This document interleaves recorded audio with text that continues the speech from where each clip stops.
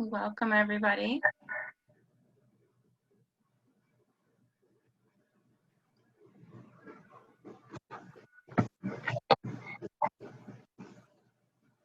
Alrighty, so we're at about 1 after.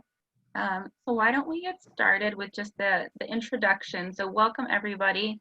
Thank you for taking part in this year's Delaware River Watershed Forum, coming to you a little bit differently, this time over the web.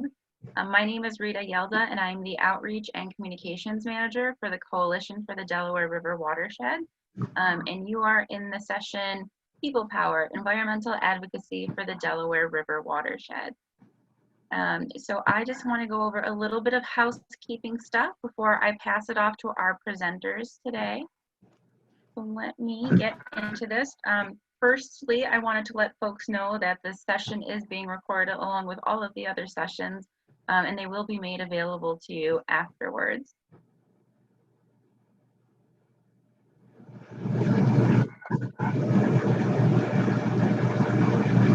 Great. So if you have a bunch of background noise, please mute yourself if I haven't muted you yet.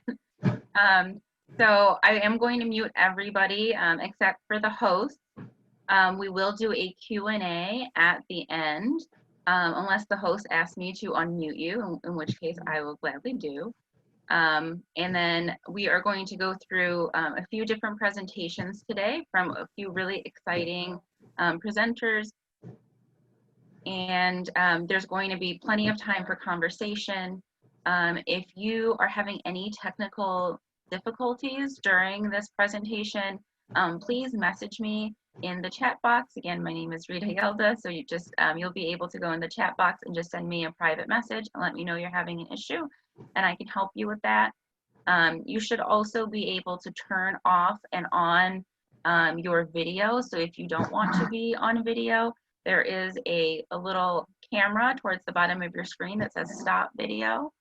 And then finally, if you have not yet signed up for Schedge, I greatly encourage you to do so, because that's where you're going to find all of the links for the forum over these next 4 days. And you're also going to be able to build your schedule. It's very cool. It has all the descriptions in there as well as bios for the speakers. So be sure to check out Schedge if you haven't done so already. And with that, I am going to pass it off to... Hey everybody, thank you for joining us for this panel. This Schedge is pretty fabulous, so I encourage everybody to get on that. This panel about people power is really going to focus on talking about what advocacy is, what good advocacy is, sharing tools, talking about how to work with partners and how important that is, and talking a little bit about advocacy in our new COVID-19 reality. For many of you who know me, you know that advocacy is one of my favorite things that we can all do. It's really, it's very satisfying and important for us to be planting trees and installing rain gardens and connecting with people, but it's really also most important, especially at this time, to be connecting with elected officials and telling them what is important to us. That is really very important. And we find that our constituents, at least in the Tookany, Tacony-Frankford Watershed Partnership, are interested in making that connection. So what I want to do first is introduce our amazing panel. It seems like it was years ago that we decided to do this, and it's been really fun the last few days to sort of talk with these folks and figure out what we want to talk about and share. So Ted Steinberg is a legislative assistant with Representative Brendan Boyle, my member of Congress, and he focuses on, his portfolio is education, labor, health, judiciary, and environmental issues. So take a minute to think about what that means in terms of a portfolio. That's a lot for him to stay on top of, and it's really important stuff. And he's been wonderful to work with and very responsive. And he and I have a special bond. We're from the same part of Massachusetts, and we both grew up near the Charles River, which is no longer as filthy as it was when I was a child. I also wanted to introduce Stephanie Wein and Kristen Zielkowski, and these are partners, amazing collaborators, and incredible resources. So Stephanie is the Clean Water and Conservation Advocate at PennEnvironment. She and I text each other all the time, which is a lot of fun. And Kristen Zilcosky is the Director of Digital Engagement at Conservation Voters of Pennsylvania and New Jersey League of Conservation Voters. We love working with them. TTF loves working with these partners to really match resources to attain shared goals. That sounds really like up here.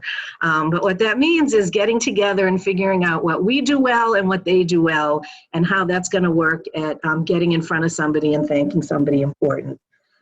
These two amazing women also work for some really tough and smart bosses in terms of Dave Mazur and Josh McNeil and Ed Potosnik. So I think they're doing an incredible job, but I can imagine a little bit about what it's like to work for those guys, and that's why they do such an incredible job.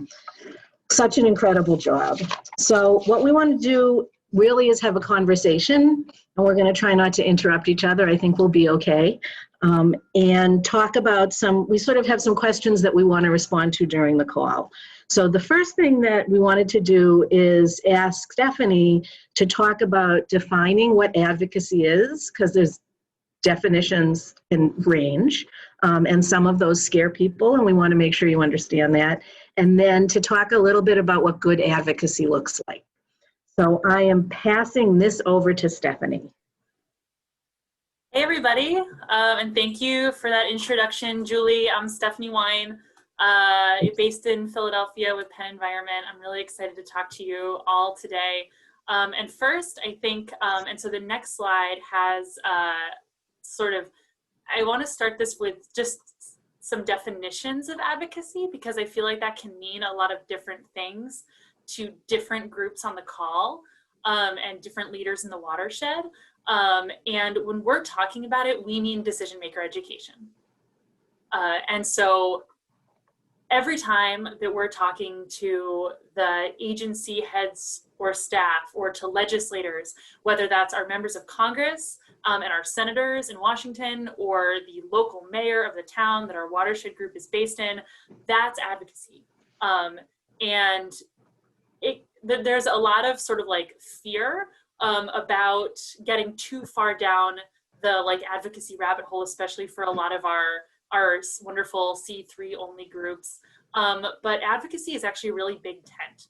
And it's whenever we bring the issues that we care about, that are part of our mission, that are part of our mandate and our vision for the watershed, to the people who have the power to shape the region that we're working in.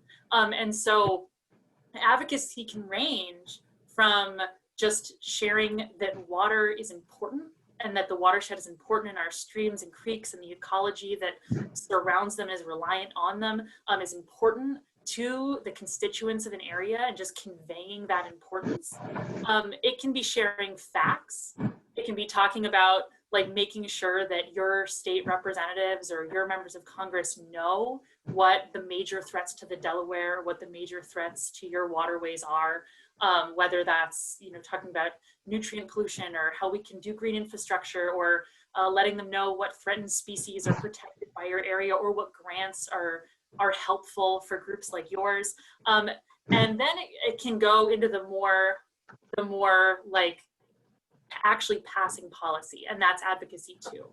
I think that's what people think of when they think of advocacy. They think we need a budget that includes X number of dollars for the work that we do, or we need to pass the Land and Water Conservation Fund, and that's Senate Bill XXXX, and make sure that we pass the Great American Outdoors Act. And that's advocacy too, and that's more legislative focused. But when we talk about advocacy, we really mean that whole thing, conveying not only the issues that are important to their constituents in terms of the environment, but then what they, as the mayor of a town or as a senator, can do to advance those priorities. And so that's the working definition that we've been sort of talking about with members of the panel. And then the next page has, their next slide, just has some really good basic principles of advocacy that we're going to get into over the course of this whole conversation. And people can be really intimidated by this idea of advocacy.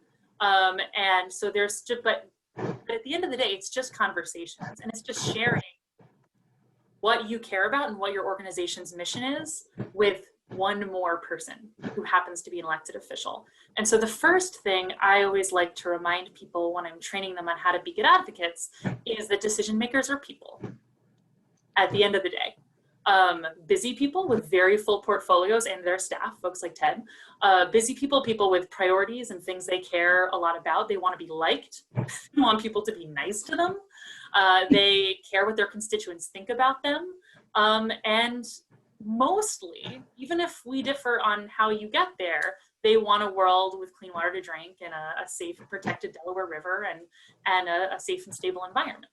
And so just reminding yourself that decision makers are people is really, really key, which means we should approach them as people. And so one tip I always have when you're actually interacting with elected officials or with their staff is whatever the venue is, whether it's in their office in DC or on Zoom or at an event in the community, listening as much as you speak. I think we gear ourselves up to like, okay, we're gonna go to lobby day and we're gonna talk about our 3 priorities, and then we sit down with a member of Congress or we sit down with someone in the State House, and then we just have this fire hose of facts and of agenda priorities. And it's hard to remember to take the moment to pause and ask what their priorities are, how their session's going, heck, how their day's going, and what they're most concerned about, what their priorities are.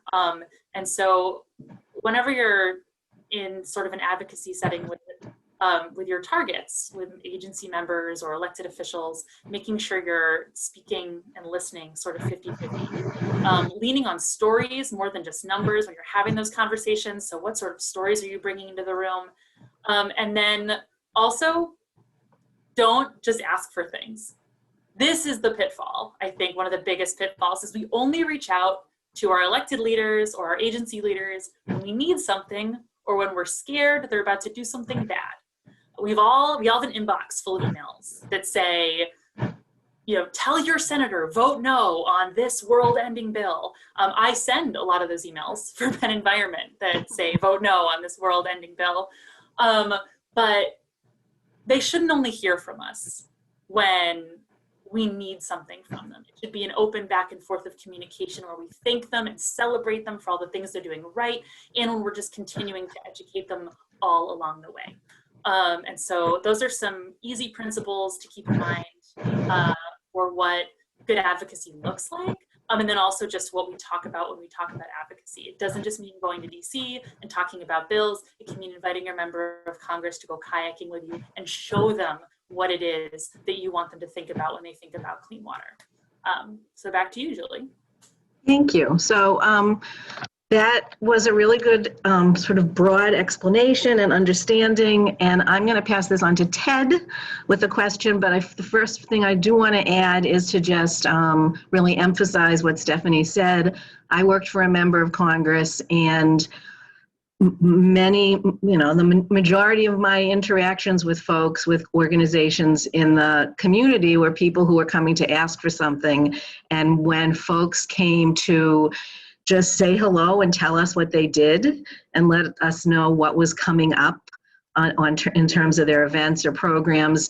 That was a really good way to start a relationship, because it can be exhausting and to have people constantly asking you for things, and you're always trying to find other resources to share with people. You really want to try to do that. So I just want to underscore that the relationship is really important.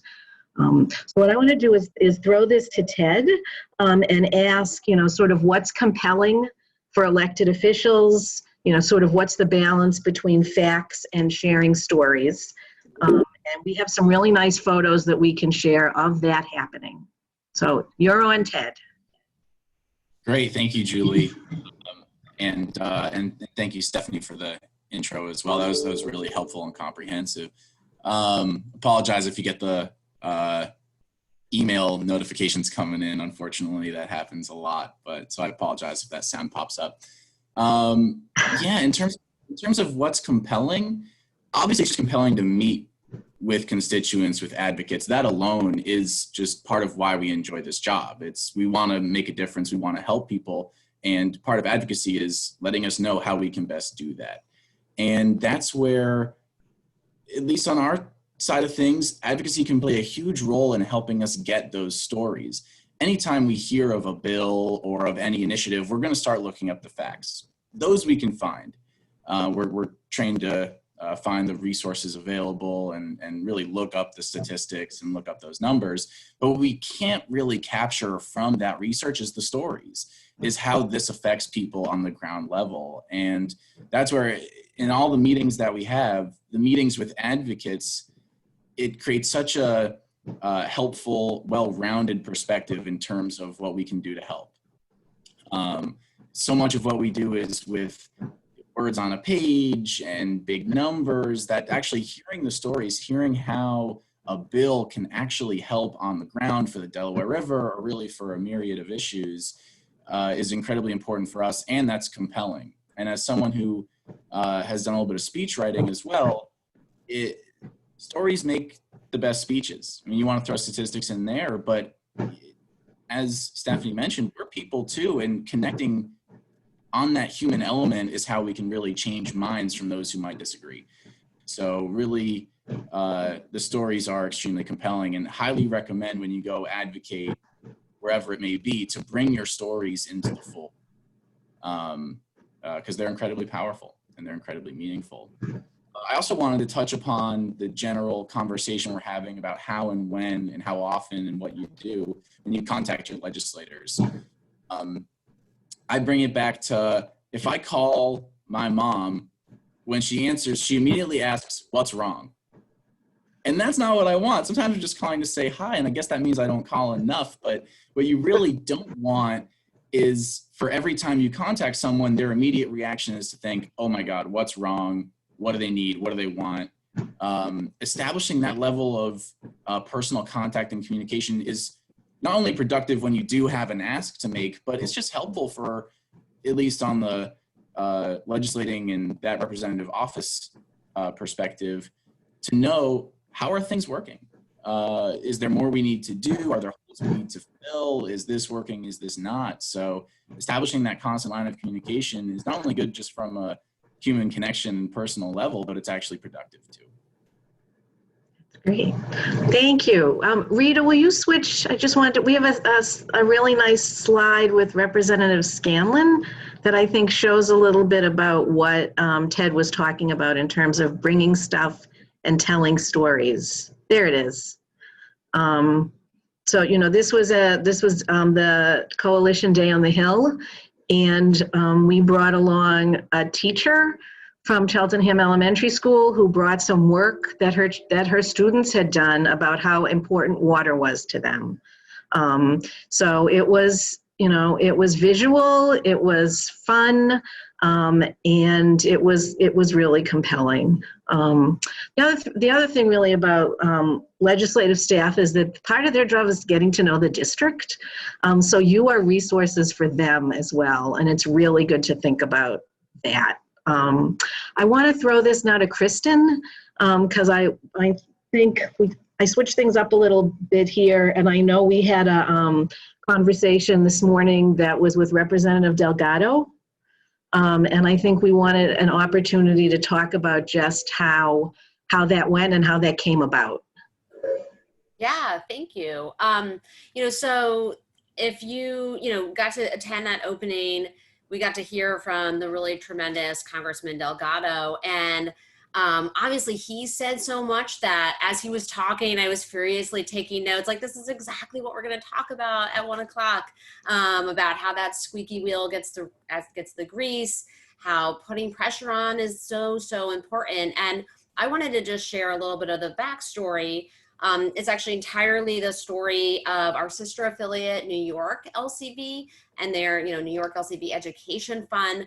But they worked really closely with Jeff Skelding and other allies up there, actually way back, even before the representative was elected. So back in 2018, and they could do this as C3s, they actually started with a candidate forum where they basically, that gave, now Congressman Delgado the opportunity to, take some positions and make some pledges that, he ended up having a really close election. The candidate forum also gave them an opportunity to start to build a relationship. And, after he went on to win, and again, this is just all shared to me, but I thought it was just so timely that, he really stuck to those pledges that he made publicly. He's co-sponsored bills promoting climate action, wetland protection, water health. He took his commitment even further by introducing his own legislation requiring the administrator of the EPA to establish a discretionary grant fund for drinking water and wastewater infrastructure. And sort of, again, the information as I know it, and obviously there's probably folks on this call who can, speak to even more detail, but, they've really, in addition to, doing what Ted talked about, sort of keeping that relationship going, just provided him for lots of opportunities to connect with his constituents and continue to demonstrate his leadership. So he's attended several events hosted by partners. New York LCV Education Fund ended up also honoring him at their at a Capital Region party. And they worked really hard to raise his profile, and our national LCV partner actually featured him as a keynote speaker at their annual lobby day. So and obviously, he was our speaker today. And so I think, what I thought was such a great example of someone who, because of the ongoing conversations, and of course asking him to do things, but, giving him a platform and, really cultivating a champion who's, now going to bat for, whatever happens after the next election. So it's really exciting to see that. And I thought that was a helpful story to share. That's great. Thank you. That's a really good story, especially because the example it was this morning and how much work went into that. I think the idea of the relationships and pledges when folks are candidates is something that can also be, that can go from the top down and the bottom up. So asking people running for borough council and for commissioner and council seats at the local level, don't feel like you can't ask for those folks they may have passed a resolution that sounds really fabulous, but the local voters should hold local people to the fire, and they make a lot of decisions in terms of water and land. We certainly know that. What I want to do is go back a little bit and ask Stephanie to sort of we talked about doing things other than asking. Can you give a few examples of what that would be? Yeah. So I have sort of two examples. One that is like related to asking, and then one that is like totally zero asks and like pure relationship building. So on slide 10 for Rita is an example of, remember when we could like have events in person and actually hang out with each other? This is, I think, one of the last ones I was at before the whole world shut down.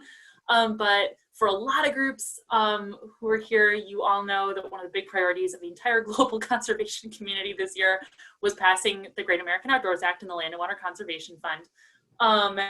And we in Pennsylvania were lucky to have several people who had been big champions of that bill for a long time. And so we held a series of events that were basically set up as thanking the representatives that were already working their butts off to do as much for the Great American Outdoors Act as they could. And so one of these events, which was super fun, it was this beautiful freezing morning at Valley Forge, and we held a press conference basically to thank Representative Dean, Congresswoman Dean, gave her this little plaque thanking her for being a conservation champion to put in her office. It was less focused. We weren't asking her to do anything. We were celebrating something she was already doing. And even though the bill wasn't passed yet, she was already super supportive and super on board. And so we got to celebrate that she was doing exactly what we wanted her to do, lift her up, and at the same time, it served the purpose of continuing to talk about the Land and Water Conservation Fund in the media and to keep that buzz going and to keep that drumbeat happening. But for her, who we want to continue to have a relationship with so we can, ask things of her down the line, this was a great, just like super feel good event. And we had a bunch of state representatives who do nothing on the Land and Water Conservation Fund, but it was just great relationship building. We had like 6 different state reps, everyone whose district touched Valley Forge, which because of gerrymandering is a lot of them, came down for this awesome, really feel good event that the staff loved and were like texting me thank you afterwards. And we did we tweeted a couple of these. And then slide 12 is just oh, sorry, what was that, Julie? Oh, nothing. And then slide 12 for Rita is an example of, so that's related to legislation. And then this is just like do fun things with elected officials. So PennEnvironment is in the process of putting together a report on levels of microplastics in waterways all across the state. So we've been all over the Commonwealth testing waterways for very, very small pieces of plastic so we can show people how pervasive it is and why we need to deal with single-use plastics. So when we were going out and testing waterways, we would just invite the state rep to come with us. And so here is Perry Warren, Representative Perry Warren these are 2 Bucks County reps, Perry Warren getting down in the water. And then State Representative Wendy Ullman actually showed up in waders. And we thought she'd just reach in from like the side. She hopped in. And they were so excited about, they've been asking like, when is this data coming out? They want to come to the press conference when we release the report. They want to get more involved in our zero waste legislative work because we just took them out in the field to do this really fun thing. And they're like, we never get to do stuff this fun. And then we got to be the group that let them do that. No ask, just come, be in the field with us. That's great. That is great. And for all of us many of us have citizen monitors, citizen water quality monitors that we call all different kinds of things. This is a great opportunity to invite legislators or staff, to come out with, ours are stream keepers, to come out with them and see what they do. The other thing to think about doing is involve the legislators in recognizing those people, they're their constituents. So thinking about that tie-in. So I wanted to give Ted a chance to respond to some of these ideas that we talked about. And I was shaking my head because Stephanie told us all to remember the numbers of the slides, but I did not.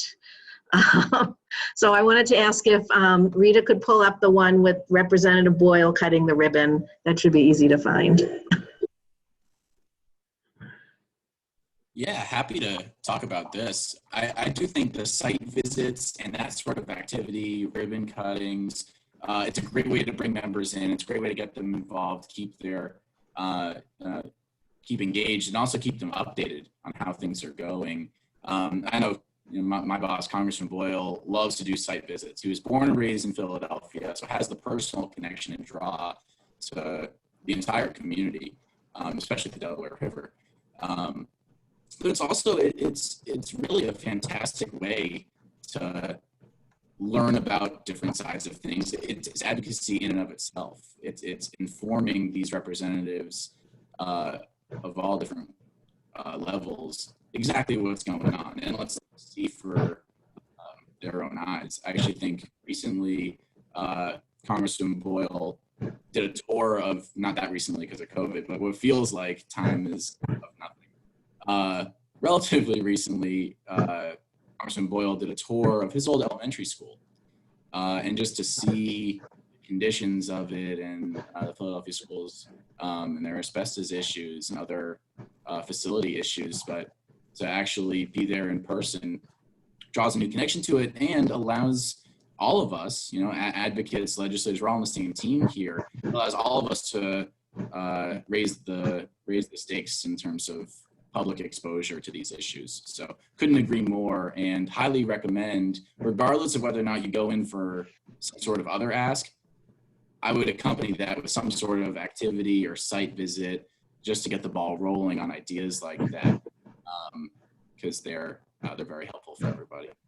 And it's a lot more fun to meet constituents than it is to meet staff like us. But what I wanted to do is we talked a lot about sort of some high-level advocacy with Stephanie and Kristen. But I think we want to talk about, some of the digital, now that especially with COVID-19, some of sort of the digital things that we can do in terms of advocacy, because there are a lot of tools available to us. So Kristen, do you want to address that? Yeah, sure. So one of my areas that I've really focused on, and I'm getting some feedback, I don't know if other folks are, is that digital advocacy has tremendous amount of influence. Of course we want to influence, those decision makers, but when we get our members to take actions online, it's for them in a lot of cases easier, but it can be so influential on people's friends. We know that our members, they trust us, but they really trust the opinions of their friends. So if we can get our supporters to start talking about, the microplastic issue that PennEnvironment and others are working so hard on, if we can get them talking about, the host of issues that are important to our watersheds, it can make such a difference, and it can reach people that we might never reach otherwise. I also love, one of the things I love about, digital advocacy too, is it's such a great entry point. A lot of people, may feel, we talk a lot about, these lawmakers are people too, because it's really intimidating, going to a lobby day, aside from, do I have childcare or can I make the trip to DC? It can be really scary. So digital advocacy can be such a good entry point to folks who aren't really ready, but it can really help your organization also identify folks that maybe then you can coach them along to do the next thing and attend a ribbon cutting like we're seeing here. So I wanted to share a couple of examples. If you go to slide 14, just some examples of digital advocacy. One of the things that our organization does is we collaborate with partners that don't have like action pages. And you can see a great example. We work directly with Musconetcong Watershed Association on an action page that delivered messages directly to the New Jersey DEP. So that's where we just closely collaborated with them, but that's something that we can do with organizations. Again, obviously, if you can get a constituent to go in person, that's just so powerful, but getting people to take action online can matter as well. If you could go next to slide 15. And we have a slide here. And again, just sort of, to repeat our themes, we love to thank people. I think we all can't say enough, just how long it goes, especially with our champions. They're getting deluged from the other side. People who would have our natural resources be used for very different, in very different ways. So here's some great examples of ways that we've done that online, where we can bring attention to great work that people do. You can move forward to 17. I love this example where thanks. And PennEnvironment's great. And I'll let folks talk about that. This I thought was amazing. We're talking about an important issue for everybody, and a representative actually, tagged organizations, and the coalition retweeted this. Amazing. If we are seeing our champions talking about our issues, let's help them get in front of our supporters. That's not us doing the talking, that's them doing the talking. It's super easy. You do have to sort of keep on top of the lawmakers in your district, and that can be something your organization can do, is knowing sort of who are the lawmakers, whether it's federal or state or, at the municipal level, but, highlight, give them appreciation for when they do exactly what we want them to do. If you could go to slide 18. Another thing that we love to do is just, again, letting, amazing lawmakers' words speak for themselves. Governor Wolf doesn't always do exactly what we want him to do. So it kind of makes it even more important that when he is saying the right stuff, to give that a shout out. So this is also something, we use a free online service called Canva. It makes it really easy to put together graphics. And it, again, just sort of getting out in front of your supporters how to highlight folks. And then lastly, I just want to also let folks know on slide 20, Another tool that we make available that, any partner can use at any time is our legislative scorecard. One more slide. And that has key votes that we've scored along with our partners. It's a joint effort. And folks can see where their lawmakers stand. And, so folks who are doing great, we can all use that to thank them. And folks who aren't doing as well, we can let them know, like, hey, we want you to do something different next time. So just a couple of different ways that are some more easier entry points for folks. Thanks, Kristen. The beautiful thing about all of these tools is that if you're a small environmental organization like we are, you don't need to recreate them. So, these folks do an amazing job putting together social media kits. So you don't have to start from scratch. You can retweet, reshare all of this stuff. We do that a lot.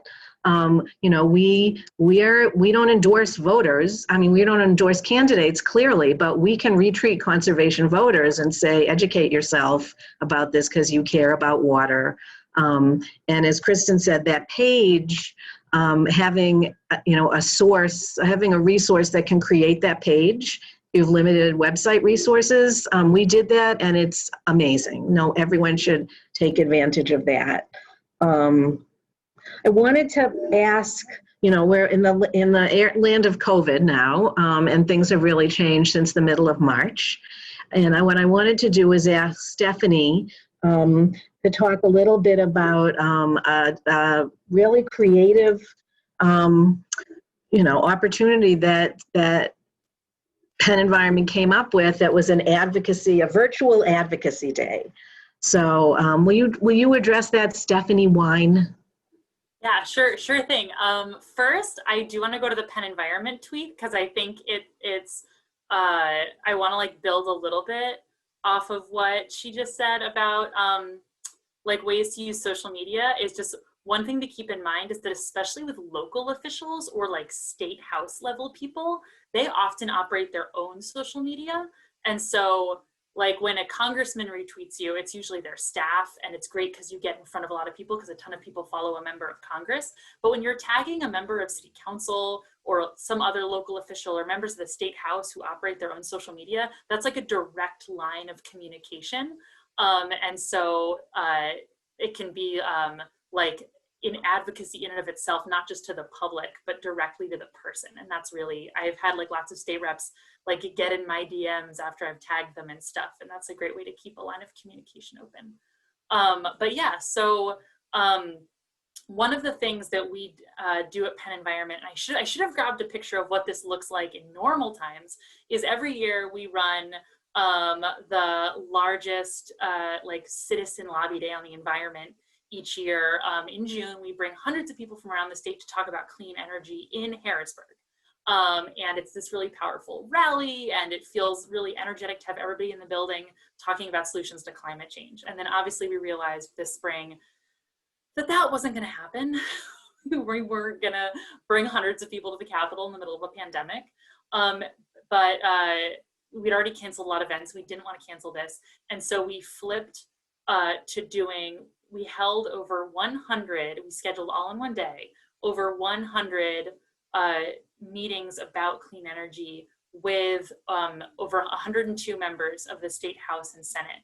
And the cool thing that we realized was, one, we had more people than ever before. So it ended up it's the biggest ever digital advocacy day on the environment, but also it was our biggest because the barrier to entry was much lower. And so what we noticed about the attendees was that when you looked at who was on the Capitol steps in the physical rally, it was mostly older retired folks, mostly middle class, upper middle class folks who can take the day off if they work, or they don't have a lot of childcare constraints, and they don't have young children anymore, so they could get on a bus at 6 a.m. and come to Harrisburg with us.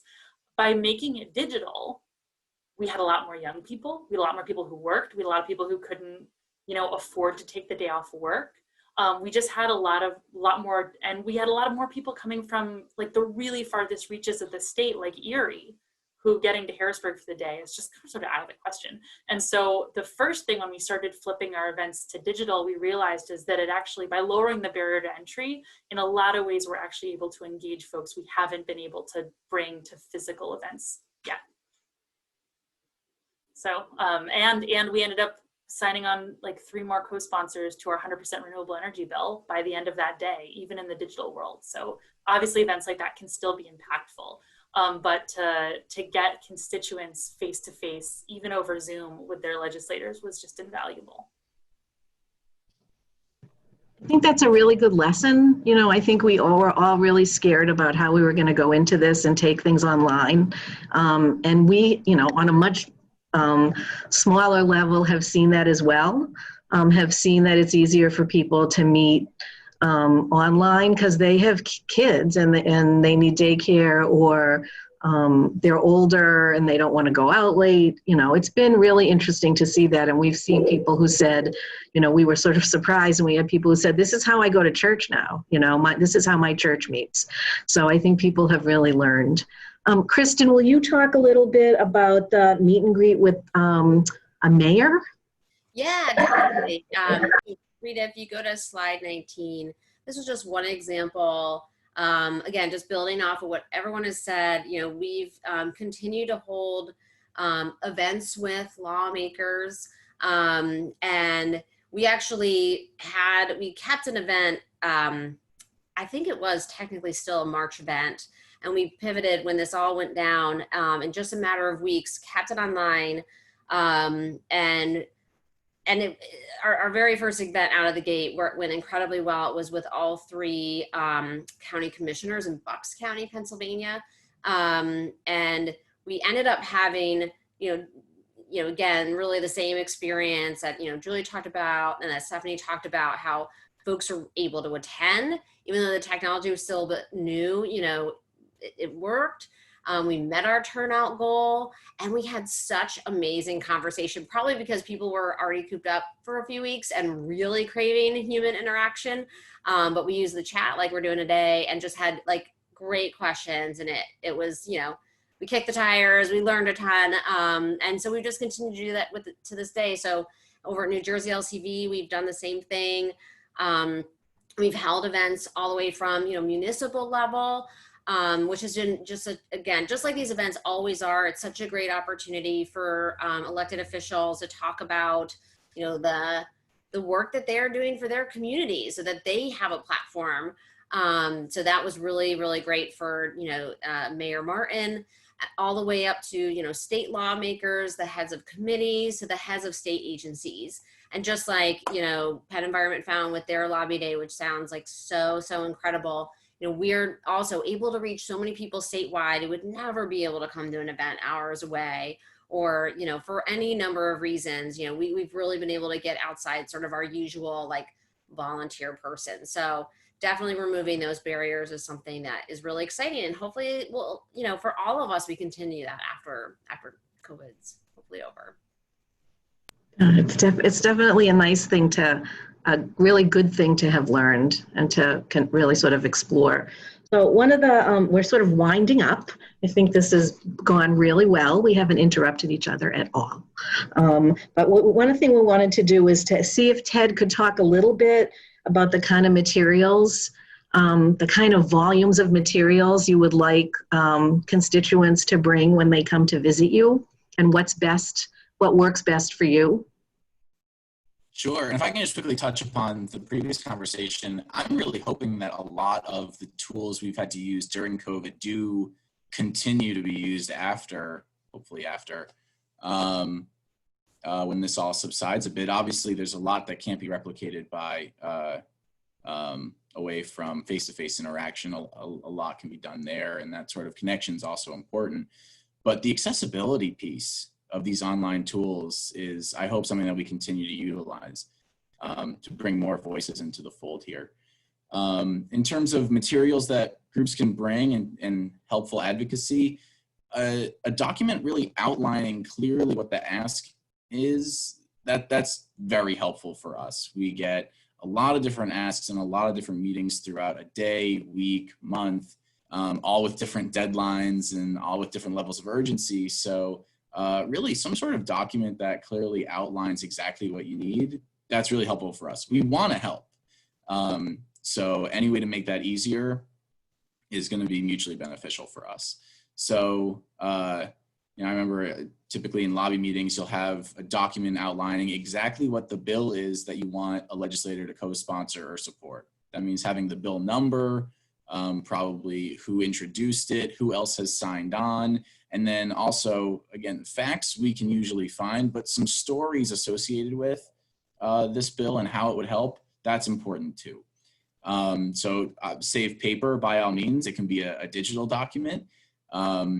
Otherwise, it may turn into a scattered piece of paper left on a desktop.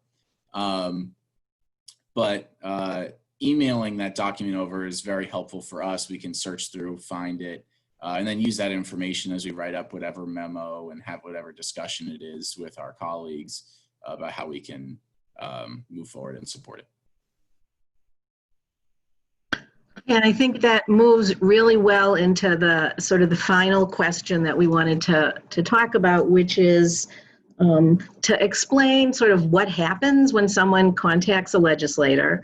I always was amazed, that that people, sort of thought that legislators and staff ignored their concerns, and the way that is handled is really robust and very, very diligent.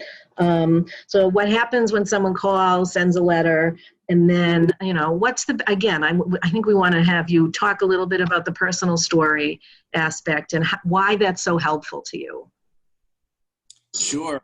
To anyone who thinks that your representatives, even all the way up to members of Congress and your senators, if you think they're not paying attention when you call, you're wrong.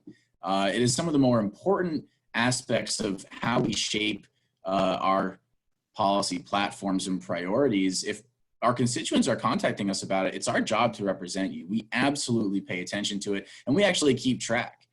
We keep track of the numbers in terms of who has supported and who hasn't. We take note of stories that come out of either just casual calling us, writing letters, or our town hall events.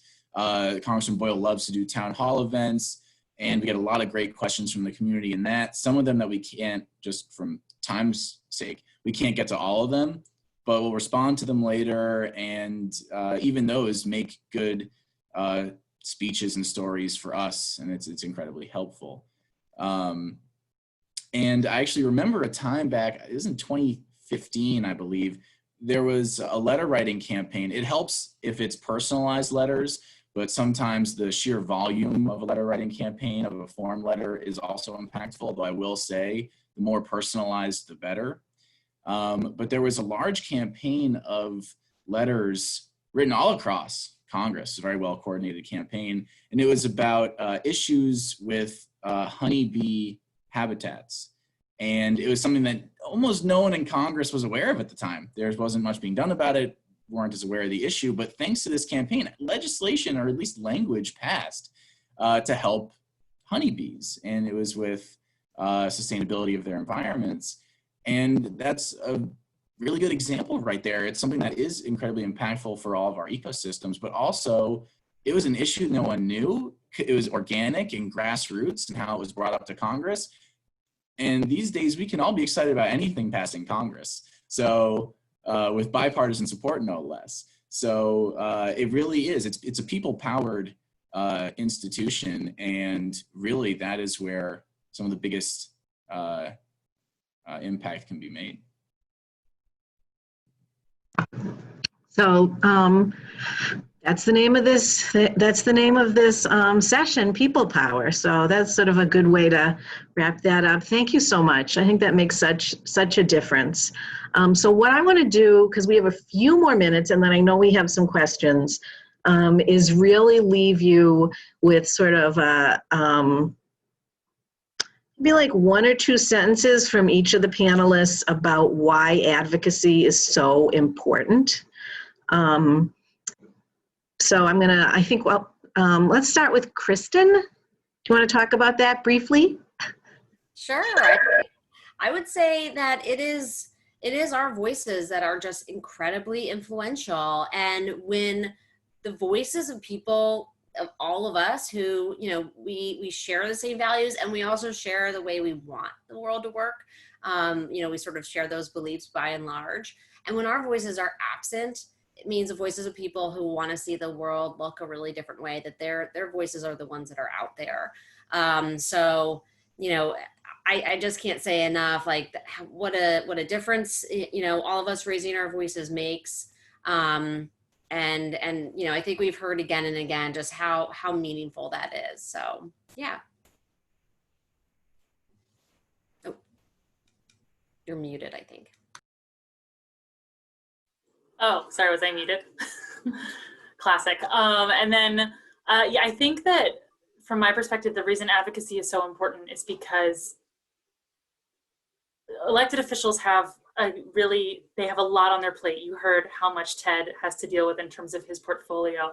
And if we're not fighting for what our priorities are, no one else will.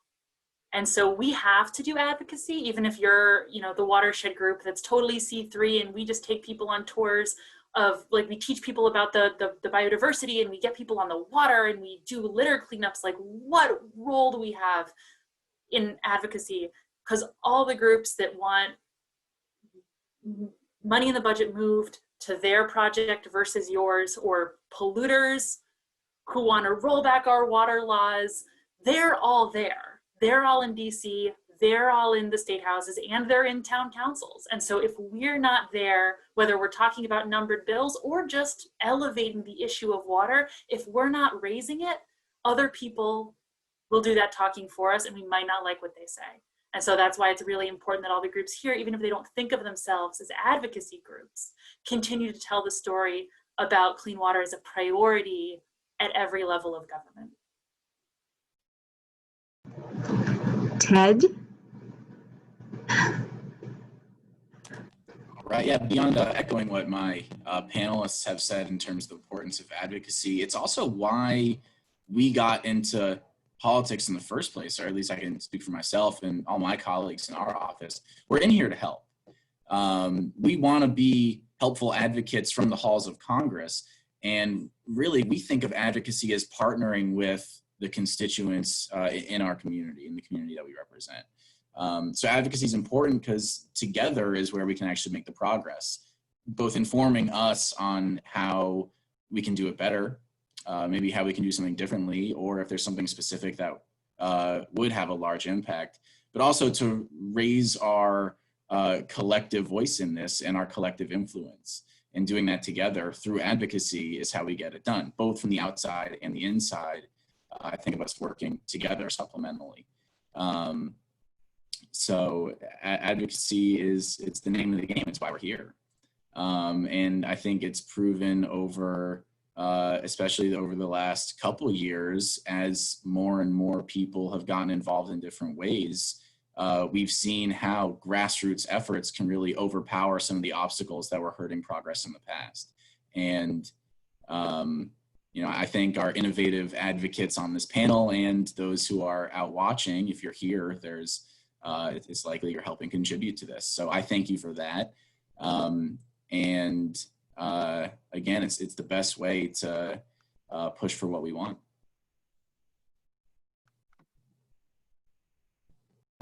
So, You're muted. I just unmuted.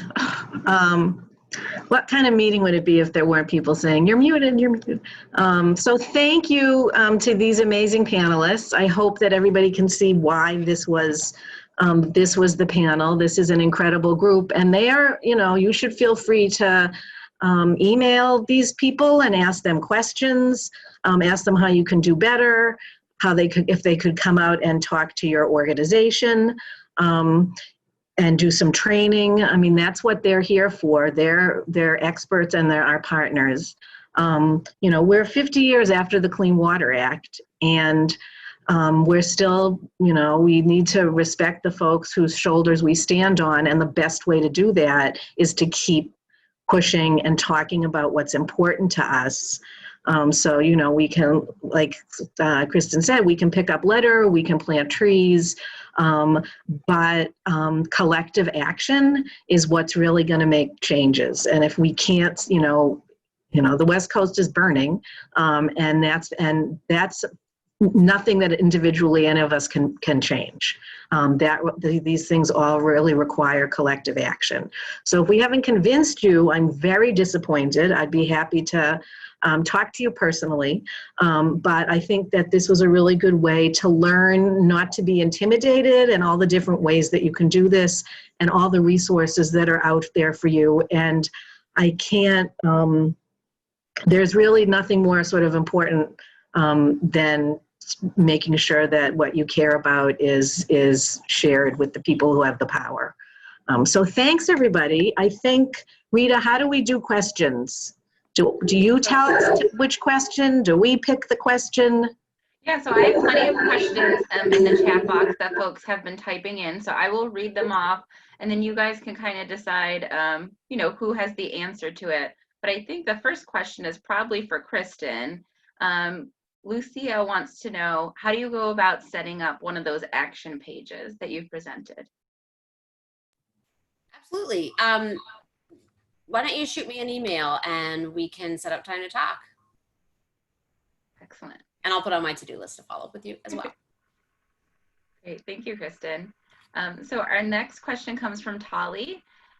They ask, if the organization you are involved in is not staffed, but rather volunteers, how do you maintain volunteer engagement and action in advocacy, especially if it's a long-term effort that they were involved in and it didn't go the way that you wanted? Anybody want to tackle that? I'm happy to answer along with other people. So just real quickly, there are many watershed groups out there that are all volunteer. And I think that's why working with partners who can send you information that is about legislation or an issue that's well thought out and well researched, and can put that into a media kit, really makes it very easy to pull things and then send them out in your newsletter. I mean, a lot of this is really cutting and pasting. And I think that that's something that you can keep up with. I mean, to be honest, there are issues that, because TTF may be really busy, again, like planting trees or doing something, where Kristen and Stephanie see that I haven't jumped on something. And they understand that because we're, an on-the-ground organization. But we try to be there when it's important enough, and they make it easy enough to be able to do that. The other question is, we're not going to win all the time. And I think just setting expectations, sort of look where we are now. People need to keep pushing, and there's a lot of things that we're not going to win. But that doesn't mean that we don't need to say to people, we're going to do the next one and the next one. I think that's why it's also really good to talk about, the big issues like water. So we lost this, we're going to go in with this. The other thing to think about is to say, then you go back to the legislator and you say, we're really disappointed, we'll support you on other things, and you just pay attention. State representatives are up every 2 years. So, we as environmentalists, we need to have really good memories, and make sure that we put people's feet to the fire if they don't vote the way we want them to. And I feel like that part of that question was about like morale, right, Tali? Like when we've lost, how do we keep going when we've lost? It's really germane you ask that, because I was just talking to a local group of volunteers about a local bag, like plastic ordinance they want to pass in a town. It's not an introduced bill yet, so I'm not going to like share which town yet. But they've hit a bunch of roadblocks, and what I shared with them, I think part of it is institutional memory of reminding people how long victories take. And our partner, PennEnvironment's partner in California, Environment California, was very involved in the passing of the California bag ban. And it took them 10 years in California. It took over 200 towns and counties to ban a bag locally to get California to pass a law. First, the law failed. So then they went back and they did all the municipal laws, And then they passed it into law at the state level. And then there was a ballot referendum to repeal the thing, which we then needed to fight and win on again. And it took 10 years for that to be settled law. And that's in California. And, you know, some states like Pennsylvania are much harder lifts. And so, like, when you can point to past victories, even if they're not your own, like other groups' wins, but how long it took to get there. Like the Philly bag ban, I see Logan's on this, he knows how long that's taken, and we're not even done. Like, and like the wins are hard fought, and so it's easy to forget when you're in the middle of something that the things that you've won in the past, they took this long too. And I think that that's where storytelling is really important, and standing on, like Julie said, the shoulders of everyone who's been there before us, even if it's not work we've done ourselves. Great, thank you, everybody. So the next question actually comes from Logan, and Logan wants to know, what's a normal number of constituents that contact a representative's office? So probably about an issue, right, Logan, on a specific issue. Okay. So I would say it depends on the issue, which I know is kind of a cop-out answer, but it is true. I think it depends a lot on what the public attention is on it in general. I know for impeachment, there were calls every day. It was something that a larger population of constituents were engaged on. For more niche issues, it also depends a bit on the organizations that are really getting organized and helping constituents advocate. So I would say in general, you start to get calls when either a bill is introduced or when a bill is getting ready for a committee hearing, or if it's getting ready for a vote. So usually the calls and letters come in around those type of action days for a bill. And shockingly, it can be 15 could be a high number, to be honest with you, on the issue. 15 calls, that's impactful. We know that for every call we get, there are likely dozens, if not hundreds, of constituents who care about that issue and haven't called. Sometimes the calls and contact can be a bit more reactive, and sometimes the opposition is louder than the support. Often the opposition is louder than the support, even though we may know from either conversations with constituents or generally engaging with our community, we know that in general, the population will likely lean otherwise. But honestly, every call is incredibly impactful. I would say if you're looking into a way to really make that sort of immediate specific difference, absolutely organize either a letter writing or calling type of campaign. Something that I used to do in Massachusetts, I did some political organizing there, was we would have Thursday night letter writing parties. It's tougher to do that now, but we would get pizza and all start writing letters to various representatives. Now it's incredibly impactful. We usually got responses back. Our office responds to letters. It's something that we do. If you write to us, you deserve a response back, whether or not we agree with you. And we want to engage on why, but the numbers can be shockingly low. So the more contact you put in, the more impactful it will be. Absolutely.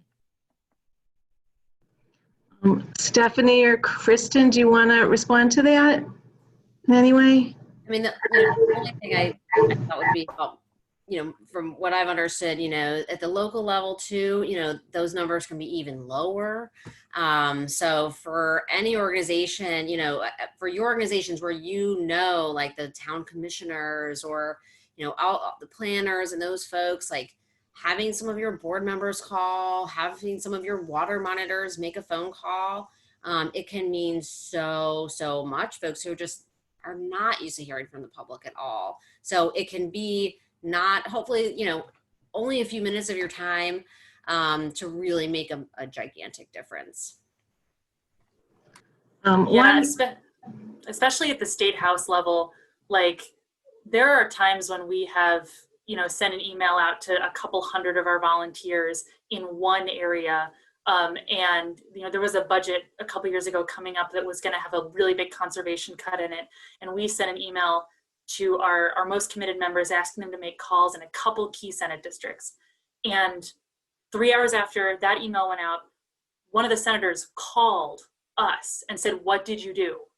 What did you do? Like, they reached out to us because all of a sudden they were just going about their day, and then a bunch of people were calling about the budget for the Department of Conservation and Natural Resources.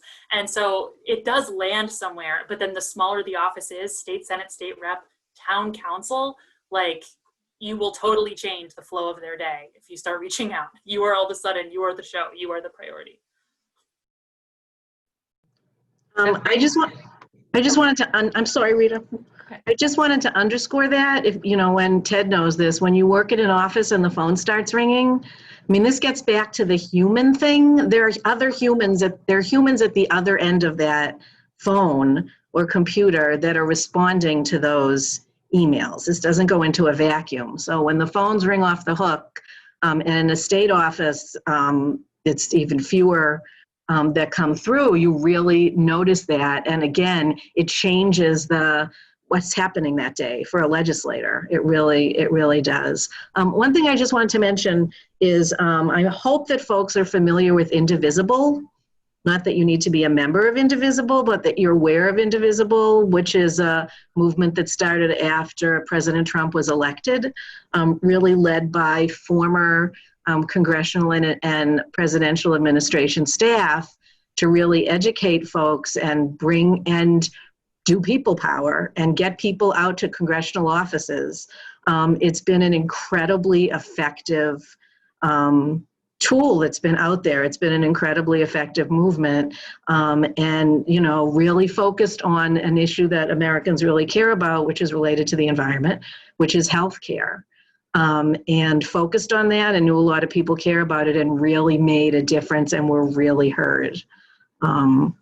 So there's some good models out there, I think. Rita, do we have other questions?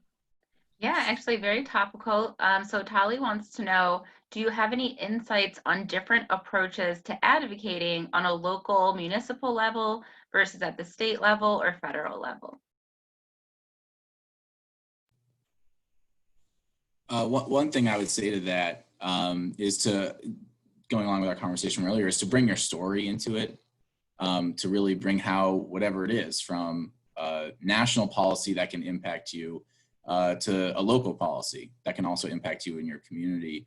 I would also bring in your relation to it. I would talk about how, whether you're a resident, a community member, or a voter, you know, if you talk about how you're a voter, that typically tends to bring a little bit more attention into the ask and request.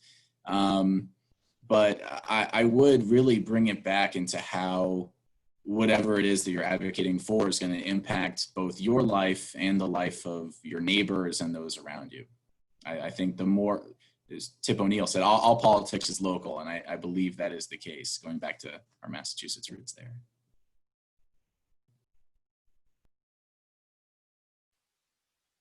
Yeah, I think knowing, this is true at every level, but especially I've been talking to a lot of municipal officials recently, and like just knowing what the local issue is. Like if you're talking to a member of Congress, you can open the New York Times and you can kind of know some of the stuff that's going to be the top of their mind.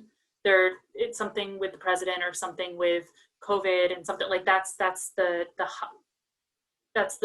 CNN news loop is probably what's also top of that office's mind in many ways. But you know, when you're talking to like, yeah, I had a call with a local mayor about a plastics policy a couple weeks ago, and like the only thing that most people were thinking about was the reopening of the high school and how they were going to safely reopen the high school, and that was above everything else, above like any other policy issue. And so we had to be very mindful of what their priorities were, and at the local level, it's like we can't talk about anything in this township until we fix the bridge that like flooded 3 weeks ago.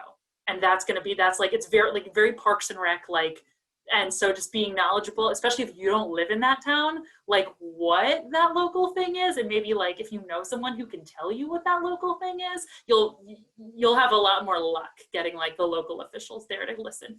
When you can commiserate that, like, I understand the top of your list is the opening of the high school and getting the bridge fixed, but like, also let's talk about this. And then they'll totally get that you understand what's happening on the ground. Okay, great. If folks have any other questions, feel free to type them in the chat box. I'm not seeing any right now. I have something to add. Yeah. But folks, we do need more questions. One of them is just, I'm doing a little promo for another panel on Wednesday that's about getting media attention. Again, these are other human beings that are doing this stuff. So thinking about what their lives are like, I think can often help. So, you know, knowing what's going on, I mean, it's not hard, like Stephanie said, to figure out what's going on a particular day in Congress or locally. I think that staying educated and reading, you know, I mean, most of you don't read a physical newspaper. Some of us still do, but you know, we should all know what the environmental news is and what the national news is too. So, you know, when I worked in Congress, they passed out, what were they called? You know, the daily, the news. You got a big, thick thing of 40 pages of the most up-to-date news on stories that were important or that your member was mentioned in or your home communities. Now we have Google alerts. So, you know, we should all be, I'm preaching here, but I was telling my staff this, you know, everyone should make sure they have a Google alert for their organization and for the Delaware River and for clean water. Part of what we need to do is know what's going on. And one of the things that we need to be sensitive to, like Stephanie was saying, is everybody's reality. So local officials are right now dealing with, you know, schools opening and COVID, and things have really changed. And we need to just be aware of that. So at least before you start talking about your issue, you figure out how to connect it to that issue, or you're sensitive to that issue. You know, all of our communities and every level are going to be dealing with revenue, you know, and that's something we need to be aware of when we talk to a local government. They're really, you know, they're going to be in tough shape. The state is, the federal government is. So we need to be aware of that too, in terms of their priorities.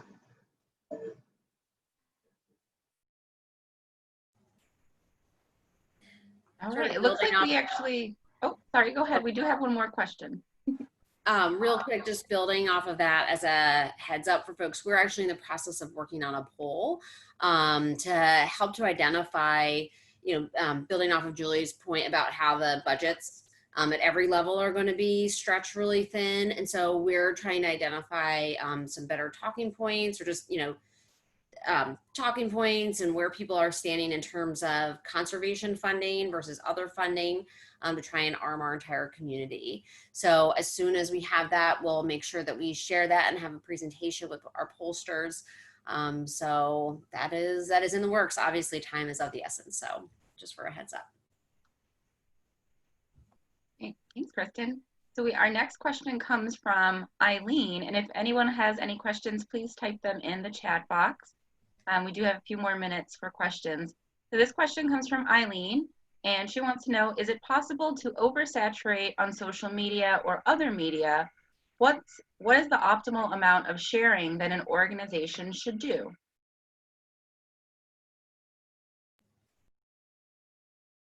I mean, I'm happy to jump in. I think it's kind of hard to oversaturate. You know, we try and aim for 3 to 4 posts every day on Facebook. Tweets, I think, is around double that. Obviously, you have a lot more space in Twitter as well to do retweeting. But I think it's probably really, really tough to get in people's feeds enough. You know, we're elbowing also against so many like paid ads that are out there, so obviously on Facebook and in other places. I'll say Instagram, you know, I think we're shooting for like 3 to 4 posts a week. Obviously, I think we could, you know, increase that, but so it's hard to know sort of where you're starting from, but I think, you know, always keeping, you know, again, just to reiterate some of the themes, I mean, keeping your content super relevant is the most important thing. and having the people who post to your social media accounts take a look at how posts perform so that you can get a sense of like, oh, these are falling short, like what is going on? And to just be really open about if things don't land and having a quick, quick thinking about what that could mean and what to do differently. But probably volume is not one of your organization's challenges, I would guess, on social. I also think, to add to that, social media provides such a good opportunity to collaborate, to have other groups amplify your messaging, for you to lift up the voices of others and reach your collective audiences. That's a really good way to bring new people in and bring in more and different perspectives into what is typically a team effort in advocacy. So I would say the collaboration piece is big. And if you are a little nervous about having too many posts about different topics and maybe people start to get lost in it, that's where that type of collaboration can really not only help you focus, but kind of extend the outreach on a specific topic.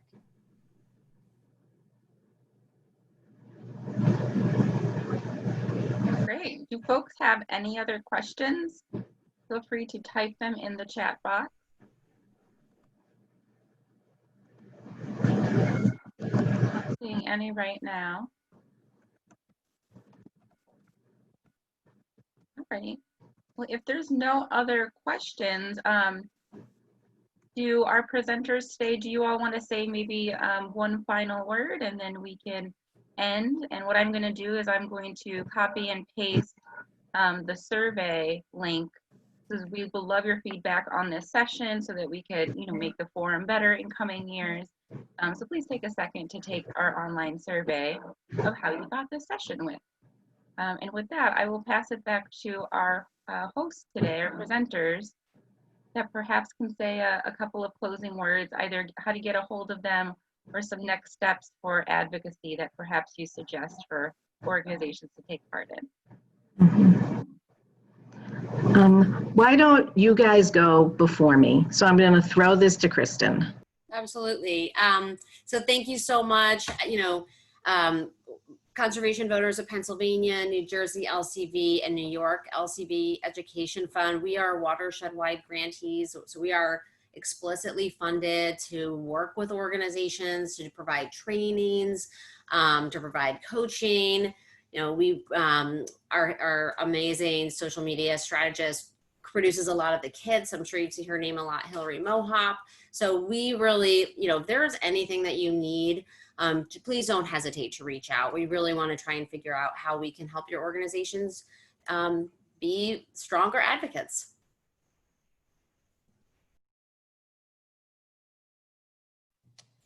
Yeah, I also want to thank my fellow panelists, thank Delaware River Watershed Coalition, and thank all of you for coming, and really do get in touch with us. We want to help. I put my email in the chat.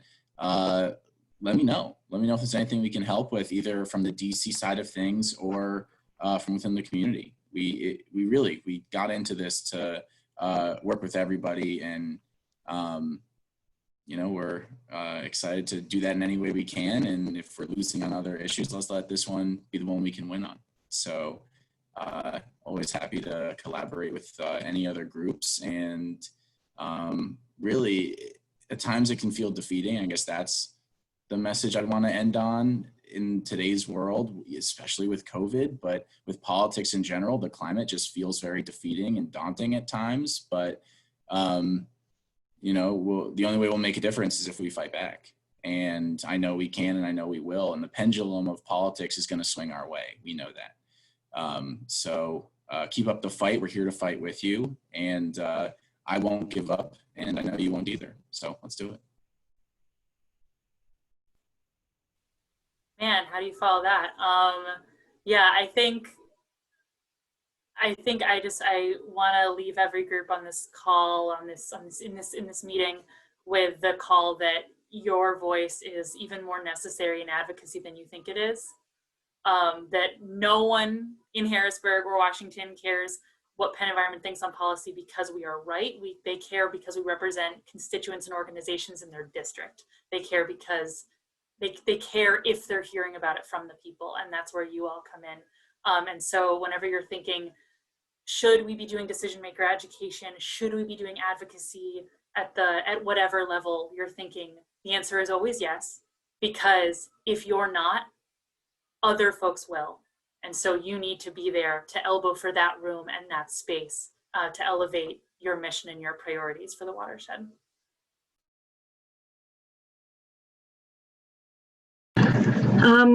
I just want to say thank you. I think this was an amazing panel. I knew these guys would be amazing. So thank you for taking time. This was really fun to work on. They did a lot of the work. I did not.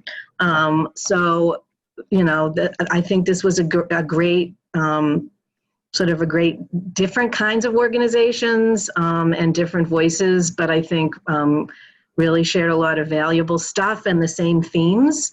And these are resources for you. So please, you know, we want you to reach out to people if you think they're going to be helpful. And I think everybody put their email in the chat, so feel free to contact us if you have any other questions. And we're happy to come out and talk to people. Thank you. And thanks to everybody who signed in. It's really nice to have a group, more than one page even, of people to talk to, and nice to see familiar and unfamiliar faces and names. So I hope you found this really useful. I think it was really productive. Thank you, everybody. Thanks, Julie, Ted, Stephanie, and Kristen. Thank you, everyone. Thanks for coming. Great to see everybody. Bye, everyone. See you at a future session.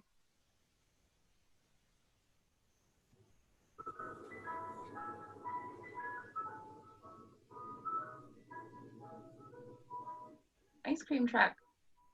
Thank you, Ted, for answering this question. It looks like we got a last-minute question here. Yeah, I just wanted to get to that real quick. No matter how much of the talk around the money of politics does interfere with progress, which is true in a lot of ways. I mean, there's no denying that.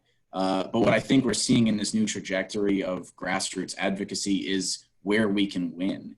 And while before, money and amplifying that type of messaging did win the day a lot, we're starting to see the power of people. We're starting to see what came from the Sunrise Movement and these type of organic groups with a lot of energy. That makes a lot more noise. You know, at one point, money was the only thing around. And now I've seen it alone in just the past 5 years, let alone for longer than that. There are new actors in town and they are the people. Not that they weren't there before, but now they're coming in new waves. I think tech helps people organize and coalesce and work together. And I also think there's a shift really in the paradigm towards that type of large scale people power. And it's inspiring for me. And I think hopefully it continues to inspire that type of grassroots advocacy, because now we've gotten wins. Now we can go back and say, we've beaten big pharma here, or we've beaten big oil here, and let's do it again. But I totally money doesn't actually vote. Money like helps you reach voters, but money doesn't actually vote.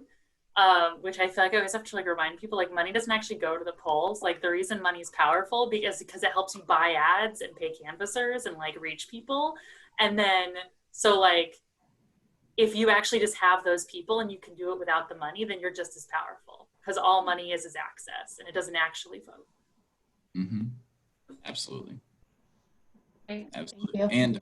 And also, especially for the legislators and representatives, my boss is from Philadelphia. He grew up in the congressional district he represents. He just has that personal connection and tie to this community. And he got into politics to help people like him as he knew what life was like growing up. It's inspiring for me, but it also shows that there are a lot of representatives like that, whether or not they're actually from where they are, but they have this connection to their communities. They go around, they talk to people, they're people, they live in these communities. They'll hear it from people. And it's best when we have that type of relationship. And I see it more and more. in modern politics, in part because we're so fed up with the partisan nature of things. There's a lot to complain about. We hear all of it. So I think it is helpful. Thanks for being like half the questions, Tally. I know. I feel like you drove the conversation. You're like, why we had a good Yeah. conversation. We appreciate it. That was like 50% of your questions. It was good to talk to y'all. Thank you. Bye. Thanks so much. Bye-bye. Be safe.